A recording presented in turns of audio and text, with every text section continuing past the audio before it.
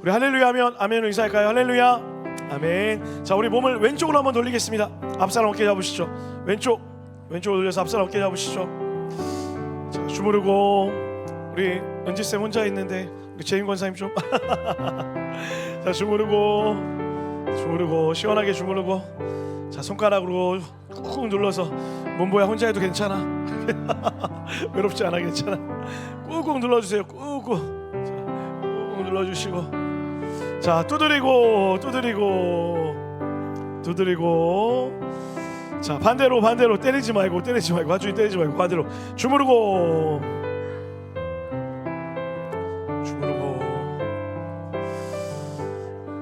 자, 두드리고.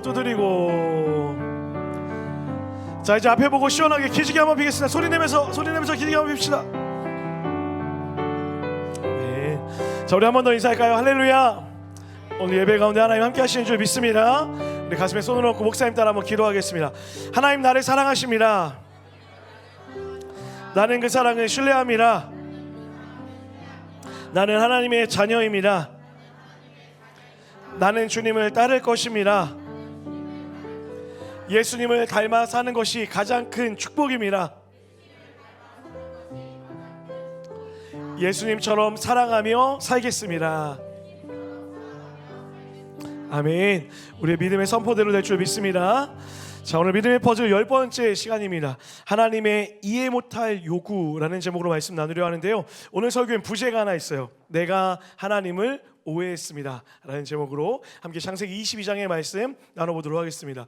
여러분, 이 창세기 22장은요 아브라함 100년의 역사를 통틀어 그 인생의 가장 큰 클라이막스라고 이야기할 수 있을 것 같아요. 사실 오늘 한 주에 다 끝내기가 어려워서 오늘과 다음 주까지 나누어서 두 주에 걸쳐 이 본문을 가지고 함께 말씀 나누도록 하겠습니다. 자, 여러분, 설교 시작하면서 질문 한번 드려볼게요. 여러분, 하나님께 실망한 적 있으시죠? 네, 뭐 대답 안 할 줄 알았어요. 저는 어떨까요? 저도 마찬가지로 하나님께 많은 실망을 할 때가 있습니다. 또 때로는 하나님을 오해할 때도 있어요. 대부분 우리가 하나님께 실망했다, 그리고 또 하나님을 오해한다라고 했을 땐 이런 경우일 거예요. 내가 하나님 열심히 기도했는데 왜 내 기도와 다른 응답을 주십니까? 전혀 다른 응답을 받았을 때 우리는 하나님께 실망하곤 합니다. 또 하나, 이런 경우도 있죠. 하나님이 우리에게 때로는 이해 못할 순종을 요구할 때가 있어요. 지금 아닌 것 같은데, 나에게는 이것이 아닌 것 같은데 라고 하는 엉뚱한, 때로는 도저히 내 힘으로는 감당할 수가 없을 것 같은 그런 순종을 요구할 때 우리는 하나님을 오해하곤 합니다. 오늘 본문이 딱 그런 상황이죠. 여러분, 오늘 본문은 성경 역사에서 가장 유명한 구절 중에 하나잖아요. 오늘 아브라함에게 하나님이 이해 못할 명령을 하나 던지고 있어요. 우리 본문 2절이에요. 다 같이 한번 읽어보도록 하겠습니다. 시작. 여호와께서 이르시되 모리아 땅으로 가서 내가 내게 일러준 한 산, 거기서 그를 번제로 드리라. 자, 하나님의 요구가 무엇입니까? 하나님이 아브라함에게 어떤 순종을 요구하고 계세요? 아들 이삭을 죽여라 라고 이야기하는 거예요. 번제가 뭔지 알죠, 여러분? 목을 따고 각을 떠서 피를 다 쏟아내어서 온 것을 다 태워버려 드리는 제사가 번제였어요. 그냥 죽이라는 것도 아니라 그렇게 번제로 이삭을 드리라라는 거예요. 여기서 우리가 한 가지 짚고 넘어갈 게 있는데요, 고대 근동에는 이미 이렇게 사람으로 드리는 제사, 인신 제사라는 것이 이미 만연한 상황이었어요. 많은 우상 숭배자들이 최고의 것을 드린다라고 했을 때 자신의 아들을 실제로 바치는 그런 일들이 있었다라는 거예요. 그렇다고 여러분, 우상들이 이렇게 예배했다고 해서 하나님도 그렇게 예배하는 것이 맞습니까? 하나님이 지금 이렇게 요청하는 것 자체가 너무나 이상하다라는 거예요. 더욱이 여러분, 이삭의 존재가 누굽니까? 백세에 얻은 너무나 귀한 선물 같은 존재잖아요. 더군다나 우리가 주의해야 될 게 있어요. 이삭은 누구의 요구로 생긴 거예요? 아브라함과 사라의 요구였습니까? 아니요, 하나님의 일방적 약속이었어요. 내가 너로 큰 민족을 이루겠다 얘기했던 하나님의 약속의 선물이 바로 이삭이었다라는 거예요. 하나님이 주셨고 하나님이 빼앗아가려고 하는 그런 상황이라는 거죠. 여러분, 만약 여러분이 이 음성을 들었다면 어떻게 반응하시겠어요? 여러분이 만약 하나님이 그렇게 원하던 그 사랑스러운 이삭을 나에게 걷어가라고 한다면 여러분 어떻게 반응하시겠냐는 거예요. 저라면 하나님 앞에 아멘은 뭐예요? 커녕 그냥 하나님 앞에 이게 말이나 됩니까? 하나님 줬다 뺏는 겁니까? 하나님 이럴 거면 주시지 말죠 라고 따져 물었을 것 같아요. 더욱이 문제는 무엇입니까? 오늘 이 본문이 하나님의 뜻이라고 이야기하기에는 너무나 잔인하다라는 거예요. 여러분, 우리가 많은 사람들에게 하나님에 대해서 뭐라 소개합니까? 하나님은 사랑이셔, 하나님 우리를 용서하시고 우리에게 은혜를 주시고 우리를 기다려주셔 라고 이야기하잖아요. 그런데 만약 오늘 자식을 뺏어가는 그 하나님의 모습을 그들에게 어떻게 이야기할 수 있냐라는 것이죠.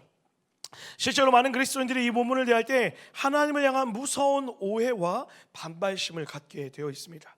자, 그런데 여러분, 제가 오늘 이 본문을 대하다가 더 놀란 사실이 있어요. 하나님도 엉뚱한 그런 요청을 했지만 더 황당한 사람이 있었어요. 누구였을까요? 아브라함이요.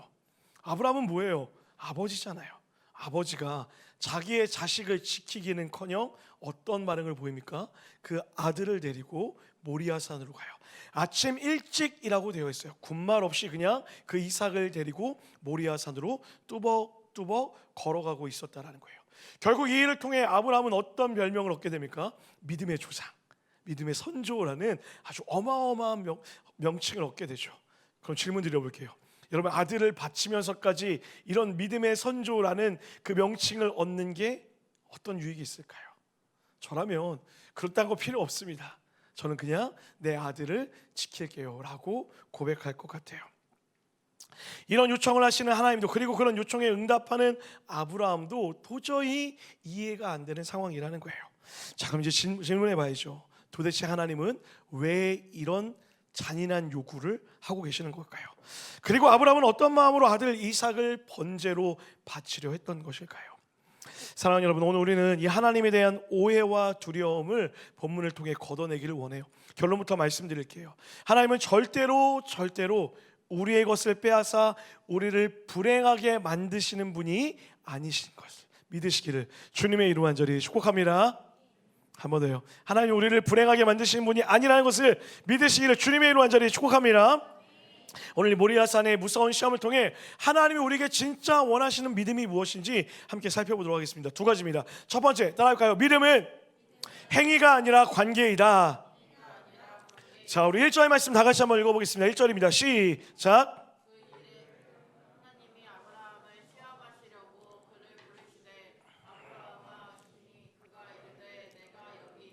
자, 방금 읽은 1절을 통해서 우리가 첫 번째 오해를 벗어날 수 있어요. 하나님이 지금 아브라함을 괴롭게 하려거나 이삭을 죽이려 했던 것이 아니라 무엇하기 위함이라고요? 시험하려고 한다라는 거예요. 자, 여기서 시험하다라는 히브리어 원어를 보면 니사라고 하는 단어를 사용하고 있어요. 이 니사라는 단어는 우리를 넘어뜨리는 유혹, 다시 말해 템테이션이 아니다라는 거예요. 이 니사라는 것은요, 금강석을 뜨거운 불에 연단하여 불순물을 제거하고 순금을 뽑아내는 과정, 재단의 과정, 연단의 과정, 연단의 시험이다라고 이야기하는 거예요. 다시 말해 지금 하나님은 이 믿음의 과정을 통하여서 아브라함의 믿음을 더욱더 단단하게 만들기를 원하셨다라는 거죠. 자, 그럼 하나님이 아브라함에게 어떤 시험 문제를 내고 있을까요? 2절이에요. 다 같이 한번 읽어볼게요. 2절 시작. 여호와께서 이르시되 모리아 땅으로 가서 내가 내게 일러준 한 산 거기서 그를 번제로 드리라. 하나님이 내주셨던 문제는 너무나 심플합니다. 뭡니까? 이삭을 죽여라 라는 거예요. 자, 그런데 오늘 읽었던 2절을 보세요. 심플하게 이삭을 죽여라 라고 해도 충분한 그 한 문장을 하나님이 굳이 이렇게 얘기하세요. 여호와께서 이르시되 너의 아들, 너가 사랑하는 독자 이삭을 데리고 오라고 이야기하는 거예요. 여러분 생각해보세요. 그냥 이삭 죽여라 라고 하면 되는 거 아닙니까?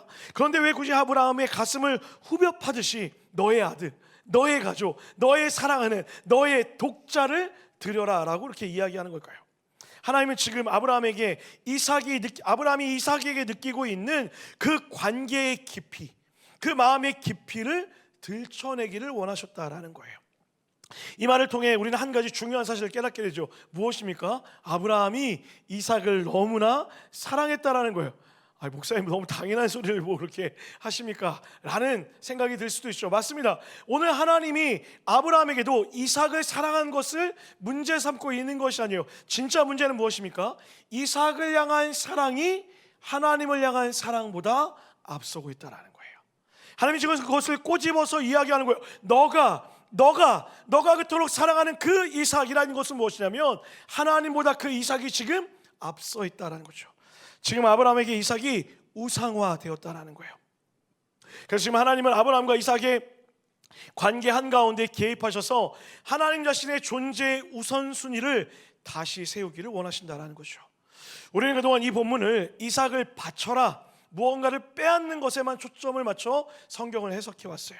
하지만 팀 켈러라고 하는 목사님은 오늘 본문을 이렇게 이야기해요. 이것은 단순한 희생의 요구, 하나님 단순히 무엇을 빼앗는 요구가 아니라 우상 숭배에 대한 하나님의 거룩한 수술이다.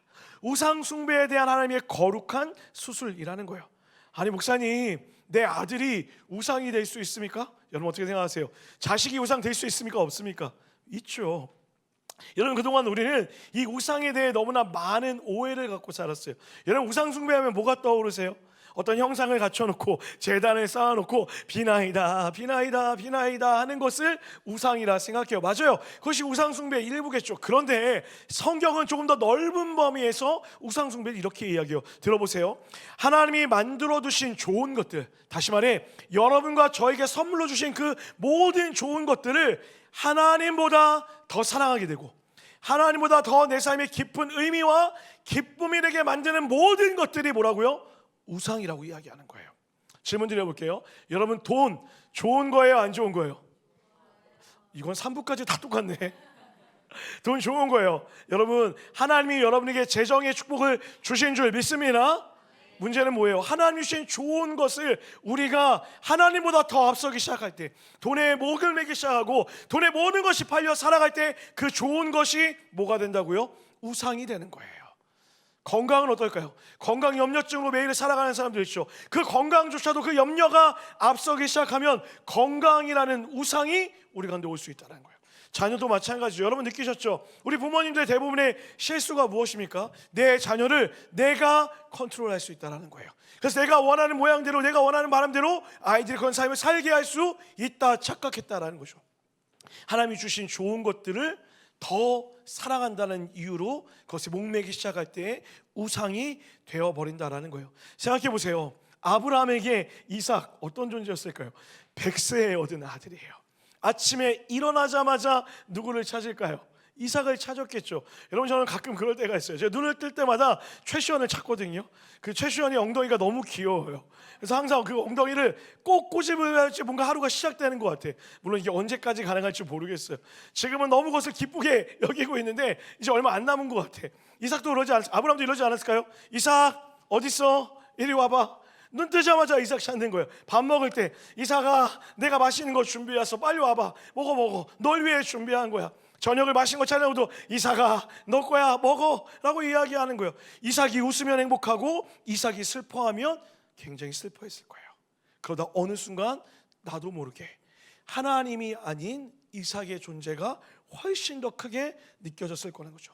이삭은 분명 하나님이 주신 선물 기프트가 맞아요. 그런데 어느새 그 선물을 주신 기버 하나님이 계신데 그 하나님보다 그 선물 자체에 집중하게 되었다는 거예요. 마치 이런 거죠. 시원이 얘기가 나왔으니까 말씀드릴게요. 여러분 저희 시원이가 레고 만드는 거 되게 좋아해요. 희한하게 다른 거 집중을 못하는데 꼭 수학 공부할 때는 머리가 아프다라고 얘기하는데 레고 만들 때는 너무 집중을 잘해요. 그래서 한 번은 이 아이에게 좀 비싼 레고를 한번 사줘야 되겠다 생각해서 큰맘 먹고 레고를 하나 사줬어요. 너무 좋아하는 거예요. 근데 제 생각에 얘가 이거 만들 수 있을까라고 했는데 3, 4일을 거쳐서 정말 몰입해서 얘가 만들더라고요. 깜짝 놀랐어요. 얘가 집중할 수 있는 아이였구나 깨닫게 됐어요. 그리고 정말 4일째 되는 날 레고를 너무 멋지게 완성을 했더라고요. 집에 딱 들어갔는데 너무 멋진 거예요. 그래서 제가 그 레고를 손에 딱 들고 야 시원아 너무 잘 만들었어 진짜 멋지다 라고 했는데 갑자기 정색하더니 아버지 내려놓으세요. 아버지가 만들면 고장나요 라고 얘기하는 거예요. 너무 억울한 거야. 여러분 이 레고 누가 사준 거예요? 내가 사줬잖아. 누가 고칠 수 있어요? 내가 고칠 수 있잖아. 왜 못 믿어? 아니 1부도 그렇고 2부도 그렇고 제가 레고 고칠 수 있잖아요. 심지어 여러분 고치는 게 뭐예요? 새거 사줄 수 있잖아요. 그냥 새 거요? 더 좋은 것도 사줄 수 있다라는 거예요. 지금 시원이의 문제가 뭐예요?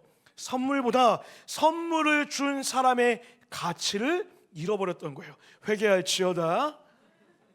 오늘 하나님의 본심이 여기에 있는 거예요. 하나님의 본심은 아들 이삭을 빼앗아 아브라함을 괴롭히고 싶었던 것이 아니다라는 거예요. 아브라함아, 나는 너를 사랑해. 아브라함아, 그런데 너는 어떠니? 너는 여전히 나를 사랑하고 있니? 아니면 내가 준 그 선물의 모든 것을 빼앗겨 그 선물을 준 나를 잃어버린 것은 아니니? 라고 묻는 거예요. 그리고 그 하나님의 본심을 깨달았던 아브라함이 반응하는 거예요. 뭐라고요? 하나님 제가 잊었습니다.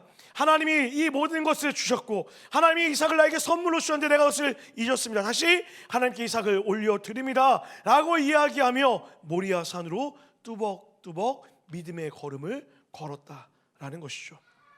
사랑하는 여러분, 기억하십시오. 하나님은 우리를 괴롭히시는 분이 아니에요. 그럼에도 하나님이 여러분에게 이해 못할 순종을 요구할 때가 분명 있을 거라는 거예요. 그럼 우리는 그때 돌아봐야 돼요. 그 이해 못할 순종을 통해 내가 내려놓지 못하는 그 무엇인가, 돈이 될 수도 있어요, 자존심일 수도 있어요, 욕심일 수도 있어요, 건강과 가족일 수도 있어요. 왜 내려놓지 못하냐라는 거예요. 결국 그것이 하나님보다 더 중요한 것으로 바뀌어 있지 않냐는 거예요. 돈의 목이 메이고 스펙의 목이 메이고 성공의 목을 달아 살고 있던 그 모습을 직면하여 돌아볼 수 있어야 된다라는 거죠. 그래서 그 모든 것을 주셨던 기버, 모든 좋은 것을 주셨던 하나님을 잃어버린 채 그 선물 자체에 몰입해서 선물을 주신 분의 가치를 잃어버리고 오늘을 살고 있지 않나 돌아봐야 된다는 거예요. 여러분, 저는 소망합니다. 오늘 이 말씀을 통해 선물에 집중하는 삶이 아니라 선물을 주신 그 기버 하나님께 집중하여 선물보다 더 크신 하나님을 사랑하여 걸어가는 여러분과 제가 되기를 주님의 이름 간절히 축복합니다. 자, 그런데 여러분, 이것만으로는 오늘 본문이 깨끗이 해결되지는 않는 것 같아요. 이렇게 이야기할 수 있겠죠. 하나님, 알겠습니다. 그럼 그냥 내려놓으면 되지, 덜 사랑하면 되지, 죽이기까지 해야 됩니까? 이런 질문 듣지 않으세요? 죽일 필요 있어요? 그럼 하나님, 내가 깨달았으니 더 사랑하겠습니다 라고 하면 되는 거잖아요. 근데 왜 죽이기까지 하냐는 거죠. 오늘 이 질문에도 우리 믿음의 오해가 담겨져 있어요. 다시 한번 따라할까요? 믿음은 결과가 아닌 동행입니다. 자, 여러분, 오늘 하나님이 아브라함에게 내어주신 시험지를 한번 잘 펼쳐보세요. 오늘 읽은 2절에 보면 하나님은 아브라함에게 지금 어디로 가서 이삭을 바치라 이야기해요. 어디? 모리아산.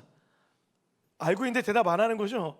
모리아산으로 가라고 얘기해요. 오늘 본문을 쭉 읽어보면 모리아산은 아브라함이 있었던 곳으로부터 약 3일 정도를 더 가야지만 도달할 수 있는 지역이 모리아산이었다라는 거예요. 정말 하나님이 이삭을 죽이고자 했다면 왜 굳이 모리아산이에요? 여러분, 생각해 보세요. 이삭을 죽이는 게 목적이었다면 뭐라고 얘기해야 돼요? 야, 지금 뒷산으로 올라가, 바로 죽여 라고 하는 거 맞지 않아요? 아니면 야, 뒷산도 멀어, 그냥 마당에서 바로 죽여서 제사해 라고 하면 되는 거잖아요. 이삭을 죽이는 게 목적이었다면요. 그런데 하나님이 뭐라 이야기합니까? 모리아산까지, 굳이 그곳까지 걸어가라 라고 명령하고 있다라는 거예요. 여러분, 이 3일의 시간 어땠을까요? 100세에 얻은 아들을 죽이러 가는 발걸음이요, 피가 마르고 심장이 찢어지는 고통의 3일이었을 거라는 거예요. 그러나 여러분, 우리는 이 3일의 시간을 이렇게 바꿔서도 이야기할 수 있을 것 같아요. 어떻게 해요? 하나님만 의지하며 하나님만 바라보며 걸어갈 수밖에 없는 시간. 다른 것 의지할 수 없고 오직 하나님만 의지하며 하나님만 바라보며 걸어갈 수밖에 없었던 시간이 3일의 시간이었다는 거예요. 여러분, 여기에 하나님의 시험의 의도가 담겨 있는 거예요. 이 시험의 정답은 이삭이 살았냐 죽었냐에 있는 것이 아니라 내 인생의 가장 거대하고 심각한 문제를 뒤로하고 하나님이 멈추라 할 때까지, 하나님이 멈추라 할 때까지 지금 하나님과 함께 걸어갈 수 있느냐, 다시 말해 하나님과 동행할 수 있느냐라고 묻고 있다라는 것이죠. 지금 하나님께서 우리에게 주목하도록 하는 것은 이삭이 죽느냐 사느냐 그 결과가 아니다라는 거예요. 지금 이 명령에 하나님을 신뢰하고 믿음으로 두려움의 걸음을 뗄 수 있느냐라고 묻는 거예요. 여러분, 질문 드려볼게요. 성숙한 믿음, 좋은 믿음, 그 믿음은 무엇일까요? 우리는 이렇게 생각해요. 하나님이 반드시 내 삶에 좋은 것을 주실 줄 믿습니다. 이것을 믿는 것을 좋은 믿음이라 생각해요. 물론 여러분 이것도 믿음이죠. 여러분 다시 한번요. 여러분의 삶에 하나님이 반드시 좋은 것을 주실 줄 믿습니다. 이것도 믿음이 맞아요. 그런데 진짜 믿음은 무엇이냐면 그 결과가 아니라 그 일상의 그 결과까지 이뤄가는 그 과정 가운데 함께할 수 있는 용기, 이것이 진짜 믿음이라는 거예요. 하나님의 선하신 뜻을 이루실 것을 믿기에, 가장 좋은 것을 이룰 것을 믿기에, 다만 그 결과보다 중요한 것이 그 과정을 함께 살아내기로 결단하는 것, 이것이 주님이 우리에게 원하시는 진짜 믿음이라는 거죠. 그 과정을 신뢰하는 것 어렵죠, 여러분. 때로는 그 결과가 내 뜻대로 되지 않아 걷는 것이 힘들 수도 있어요. 그러나 우리는 믿는 거예요. 신실하시기에 걷는다고 이야기하는 거예요. 우리의 신앙의 문제는 무엇입니까? 자꾸 결말에 집착한다라는 거예요. 우리 기도를 보세요. 이런 거죠. 하나님, 이 기도 응답해 주실 거예요? 안 들어 주실 거예요? 하나님, 내가 이 기업에 취업이 되는 거예요? 안 되는 거예요? 하나님, 내 삶이 이렇게 되는 거예요? 안 되는 거예요? 끊임없이 우리의 문제는 뭐냐면 그 결말에만 집착하고 있다라는 거예요. 응답에 집착한다라는 거죠. 사랑하는 여러분, 그래서 우리의 온전한 순종을 방해하는 다른 것이 아닌 이유가 무엇인지 아세요? 다른 것이 아니에요. 바로 이것 때문이라는 거예요. 결말이 어떻게 될지 모른다는 그 예측 불가능성 때문에 하나님께 순종하지 못한다라는 거죠. 왜요? 결말이 불안하기 때문에, 결말이 내 뜻대로 되지 않을 것처럼 느껴지기 때문에 오늘을 순종하며 살지 못한다라는 거죠. 그러나 여러분 기억하세요. 믿음은 예측 가능한 결말에 내 인생을 베팅하는 그런 도박이 아니에요. 믿음은 결과가 어떻든 눈앞이 캄캄해도 나에게 말씀하신 하나님, 그분과 동행하기를 선택하는 것, 이것이 진정한 믿음일 줄 믿습니다. 우리가 살면서 하나님께 내 삶에 가장 소중한 것을 내어드리지 못하는 이유를 여러분 한번 곰곰이 생각해 보세요. 그것을 너무 사랑하기 때문입니까? 그것이 너무 귀하기 때문이에요? 아니요, 반대로 이런 것이에요. 우리 내면 깊은 곳에 이런 마음이 있다라는 거예요. 하나님은 나에게서 이것을 빼앗아 가실 만큼 선하지 않은 분이야. 우리가 오늘 본문을 오해하는 이유가 무엇입니까? 하나님은 이삭을 빼앗아 가실 수 있는 분이다 라고 하는 잘못된 오해를 갖고 있는 것처럼, 하나님은 나에게서도 이것을 빼앗아 가실 만큼 선하지 않은 분이야 라고 하는 잘못된 믿음이 우리 안에 있기에 믿음을 고백하지 못하는 거예요. 반대로 생각해 보세요.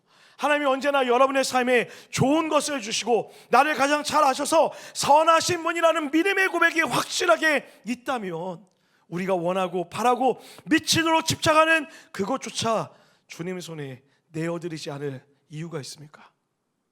하나님이 선하심을 믿는다면, 하나님의 신실하심을 믿는다면 기꺼이 놓을 수 있다라는 거예요.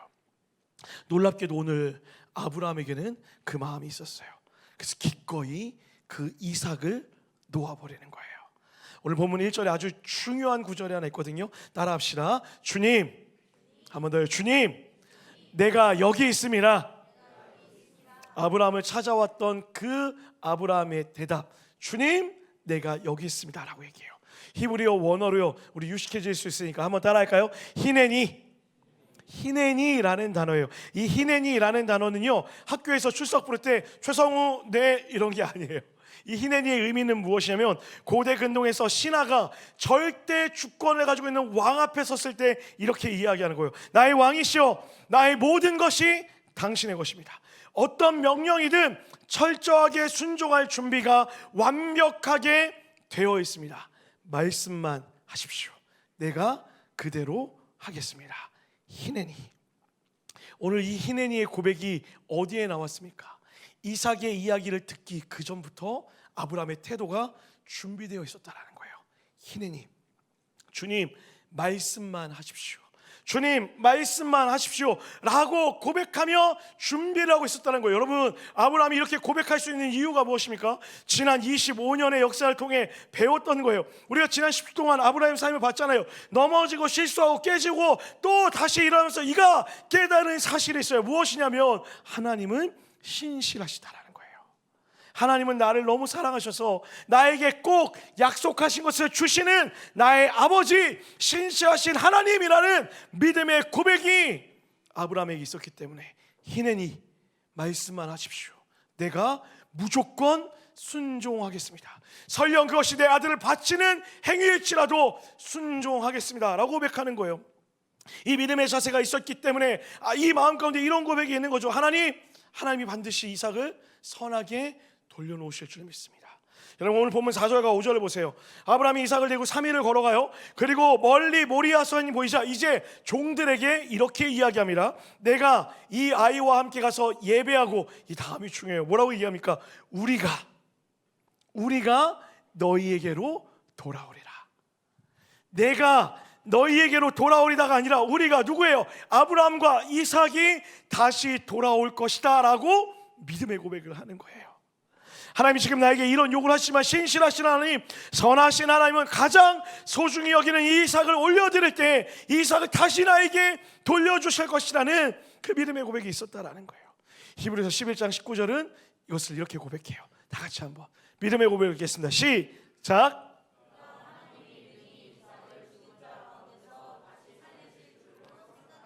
할렐루야. 아브라함 마음 가운데 믿음이 있었다는 거예요. 어떤 믿음이요? 내가 비록 진짜 이삭을 죽여야 될지도 모르겠지만 선하신 하나님이, 그 이삭을 주신 하나님이 나에게 이 이삭을 다시 더 주실 거라고, 더 좋은 것으로 주실 것이라는 믿음이 있기에 오늘 히넨이 그 말씀에 순종하여 뚜벅뚜벅 걸어가는 거예요. 그래서 그는 결과를 뛰어넘는, 그가 원했던 결과가 아니잖아요. 그 결과를 뛰어넘는 과정의 신앙의 축복을 우리에게 보여주고 있는 거예요. 사랑하는 여러분 기억하십시오. 오늘 아브라함은 이삭을 포기한 게 아니에요. 이삭을 버리는 매정한 아빠, 몰상식한 아빠가 아니었다라는 거예요. 오히려 이삭을 하나님의 손에 올려드리는 거예요. 여기 너무나 중요한 신앙인의 이치가 있어요. 여러분 우리는 내려놓는다라고 얘기해요. 우리가 무엇을 포기한데 주님 제가 내려놓을게 라고 얘기해요. 아니요, 틀린 말이에요. 우리의 내려놓음은 올려드림입니다. 할렐루야. 내가 내려놓았을 때 하나님께 올려드리는 거예요. 내가 포기한 것이 아니라 주님께 내어 맡겨드리는 거예요. 왜요? 주님이 신실하시기에 내가 내려놓은 것보다 더 큰 것을 주실 것을 믿기에 내려놓았다 이야기하지만 들어 올려주신 하나님의 은혜를 기억하며 나아가는 것, 이것이 하나님이 우리에게 약속하시는, 이삭을 내려놓으라 이야기하는 하나님의 명령이라는 거예요. 그래서 우리는 이렇게 살아가야 돼요. 하나님, 내 삶의 결과가 어떻게 됩니까? 묻지 마세요.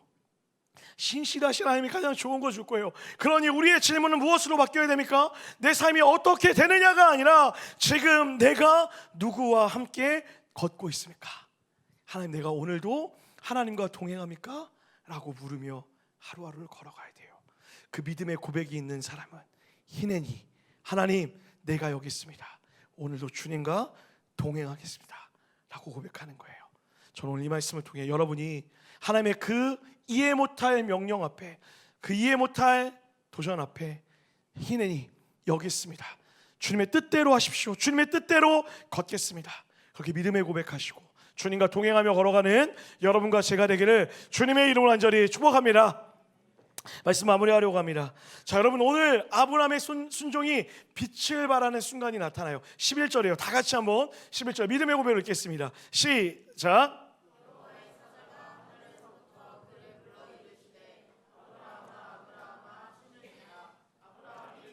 내가 여기 있나이다 하매, 자, 지금 아브라함이 이삭을 실제로 죽이려 하고 있어요.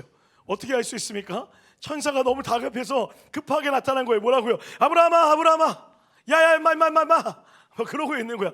그만해 라고 이야기한 거. 그 말은 뭐예요? 지금 아브라함이 실제로 이삭을 바치려 했다라는 그 마음의 반증을 보여주고 있는 거예요. 그러자 뭐라 얘기합니까? 아브라함아, 아브라함아 라고 이야기하자 여러분 뭐라 이야기해요? 내가 여기 있나이다 라고 얘기해요. 내가 여기 있나이다. 어디서 나왔던 이야기죠? 1절에서 하나님 처음 찾아오셨을 때 내가 여기 있나이다, 히넨이 라고 얘기했어요. 그리고 11절에 또다시 히넨이, 내가 여기 있습니다 라고 얘기해요. 근데 여러분, 첫 번째 히넨이와 두 번째 히넨이의 차이를 아십니까? 첫 번째 히넨이는요, 가는 순종이었어요.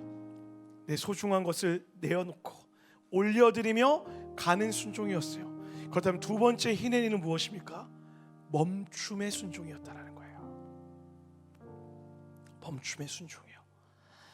여러분, 하나님 아브라함의 순종이 온전했던 것은 그가 단지 아들을 바치기까지, 그리고 결박한 아들에게 칼을 뽑아들기까지 결단했기 때문이 아니라 하나님의 뜻을 따라 걸어갔고, 그리고 멈추라고 하는 그 순간 하나님 앞에서 즉시 멈추었기 때문에 그의 믿음이 온전하다라고 얘기해요. 그래서 하나님 뭐라고 얘기합니까? 이제야 네가 나를 경외하는 줄 아노라라고 이야기하는 거예요. 여러분, 오늘 하나님의 시험지가 어떤 내용인지 보이십니까? 우리의 순종은 늘 무언가를 하는 것으로 시작하는 것, 업적을 달성하는 것으로 생각해요. 그러나 성경이 말하는 가장 고차원적인 순종은 순종하여 걷는 것도 있지만 멈추는 것까지 포함되어 있다라는 거예요. 어떤 것을요? 내가 피땀 흘려 일궈온 사업들일 수도 있어요. 거의 다 완성되어 가는 내 인생의 프로젝트일 수도 있어요. 내 청춘을 다 바쳐 헌신한 교회 사역일 수도 있어요. 이제 고지가 눈앞에요. 내 노력과 수고와 열매가 다 있어요. 그런데 하나님이 그만이라고 얘기해요. 그럼 그때 하나님 아닙니다, 하루만 더요. 하나님 아니에요, 제가 여기까지 어떻게 왔는데요. 하나님, 내가 이것을 하기 위해 무엇을 포기한 줄 아시잖아요. 그러니 저 끝까지 갈게요 라고 이야기하는 것이 아니라 멈춰 라고 하는 그 순간, 알겠습니다, 주님 내가 여기 있습니다, 희내니 하겠습니다 라고 말하는 것, 그것이 바로 믿음의 자세라는 거예요. 오늘 하나님의 시험은요, 이삭을 죽이냐 살리냐의 문제는 아니에요. 여러분, 이렇게 고백했을 때 어떤 결과가 일어난 줄 아세요? 이 결과가 어떤지 아십니까? 궁금하지 않으세요? 다음 주에 함께 나누도록 하겠습니다. 중요한 것은 오늘 이 시험의 내용이 결국에 하나님의 선하신 뜻으로 완성된다는 거예요. 할렐루야. 그래서 오늘 우리는 이 문제지 앞에 하나님은 매정하고 하나님은 자녀까지 바치려고 하는 몰상식한 신이야 라고 해석하고 이야기하는 것이 아니라, 하나님은 나와 함께 걷기를 원하시는 분이구나. 그리고 나는 하나님이 가라 하시면 기꺼이 내 손에 들려있던 것을 올려드리고 하나님과 함께 걸어가 주님이 멈추라는 순간까지 믿음으로 걸어가야지 라고 고백하는 것, 그것이 바로 오늘 본문을 통해 우리가 결단해야 되는 내용인 거예요. 사랑하는 여러분, 믿음으로 권면합니다. 우리 하나님 신실하십니다. 할렐루야. 우리 하나님 선하십니다. 할렐루야. 그 하나님 우리 아버지여서 가장 좋은 것으로, 가장 완벽한 것으로 주실 거예요. 그러니 우리 결과는 다 내어 맡겨드리고, 그 과정, 때로는 그 과정이 내 원대로 내 마음대로 되지 않고 괴로울지언정 하나님을 믿고 뚜벅뚜벅 믿음으로 걸어 하나님이 하시는 놀라운 일들을 경험하는 믿음의 자녀들 되시기를 주님의 이름으로 축복합니다. 자리에서 모두 일어날까요? 제 자리에 일어나서 들었던 말씀 기억하면서 이 찬양 한 구절 한 구절을 고백해봤으면 좋겠어요. 하나님 한 번도 우리를 실망시킨 적이 없으십니다. 때로는 우리의 뜻대로 되지 않아 하나님을 오해할 때도 있지만 결국에 하나님이 우리의 삶에 가장 선한 것을 주실 거예요. 그 마음으로 찬양합시다. 하나님 한 번도 나를 실망시킨 적 없으시고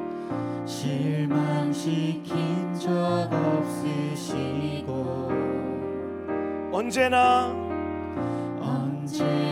공평과 은혜로 나를 지키셨네. 우리 한 번만 더 찬양합시다. 하나님 한 번도 나를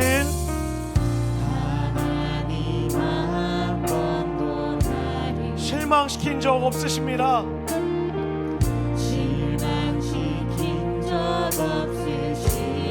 아멘. 언제나 공평과 은혜로 나를 지키셨네. 찬양할까요? 오 신실하신 주님,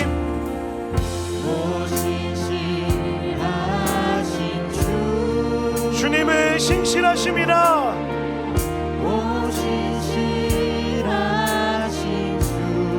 내 너를 떠나지도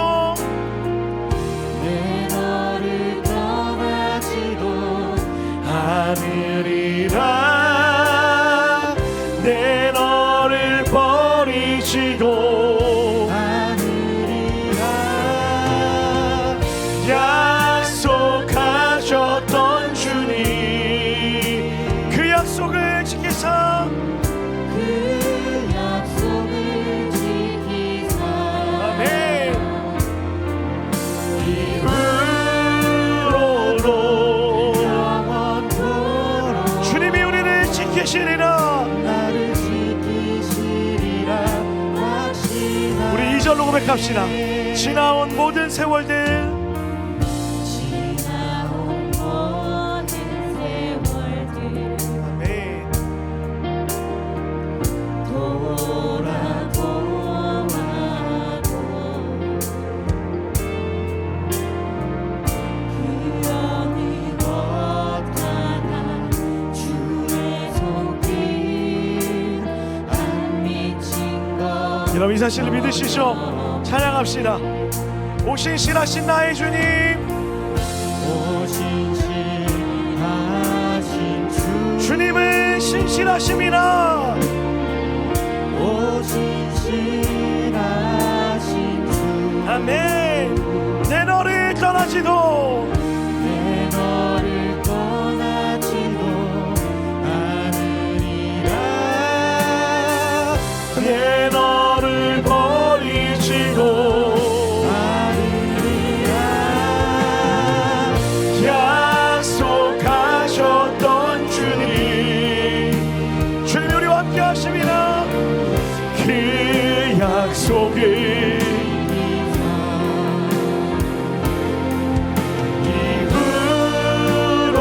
이후로도 여러분 이 사실을 믿으시죠? 이 사실을 믿는다면 한 번 더 선포합시다. 주님은 신실하심이라 오신실하신 주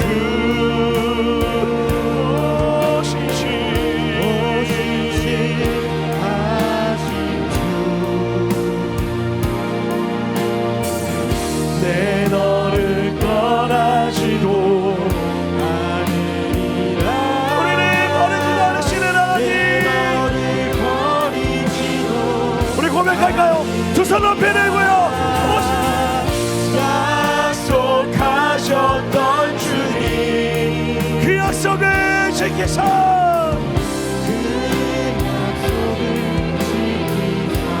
아멘. 이후로도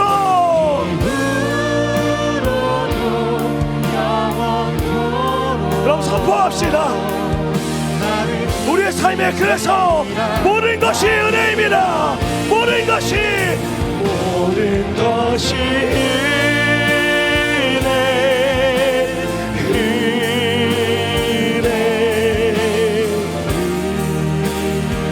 한없는 은혜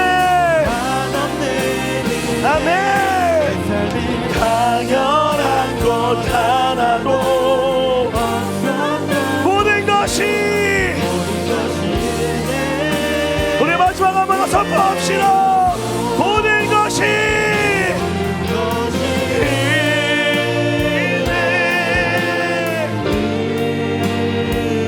아멘. 한없는 은혜 당연한 것 하나도 없었던 것을 우리 시간 기도합시다.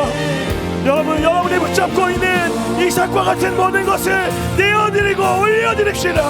그리고 하나님과 동행하며 살기로 결단하오니 믿음의 순종이 있게 하여 주시옵소서라고 간절하며 주의 이름으로 짓고 기도합니다. 주님 찾습니다. 주여 하나님 온전히 주를 의지하며 나아가오니 믿음의 약속과 고백이 우리의 삶에 있게 하여 주시옵소서. 모든 것이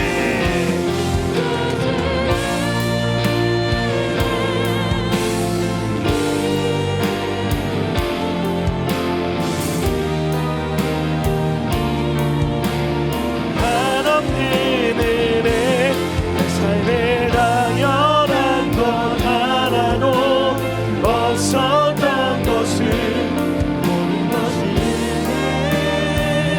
은혜였소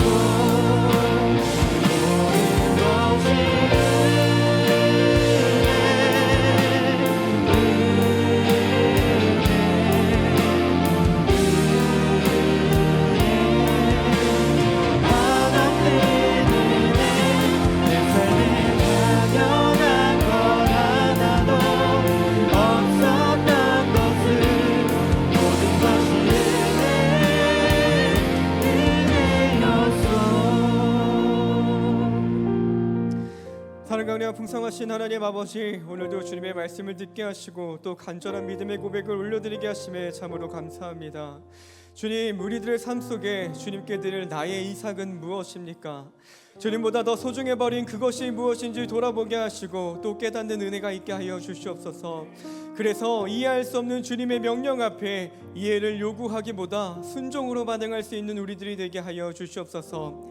이내니 주님, 제가 여기 있습니다 라는, 제가 순종하겠습니다 라는 믿음의 고백을 올려드릴 수 있는 우리 모두가 되게 하여 주시옵소서. 그렇게 주님의 말씀 앞에 나아가야 할 곳이 어디인지, 주님의 말씀 앞에서 멈춰서야 할 곳이 어디인지 분별하게 하시고 그 믿음의 한 걸음을 내딛는 이번 한 주가 되게 하여 주시옵소서. 우리의 하나님은 선하십니다. 나의 하나님은 선하시기에 언제나 나를 선한 길로 인도하실 것을 믿습니다. 선하신 하나님과 관계를 맺는 믿음을, 선하신 하나님과 동행하는 믿음을 주셔서 주님으로 가득 찬 우리들의 기쁨의 삶이 되게 하여 주시옵소서. 언제나 신실하신 우리 주 예수 그리스도의 이름으로 간절히 기도드립니다. 아멘.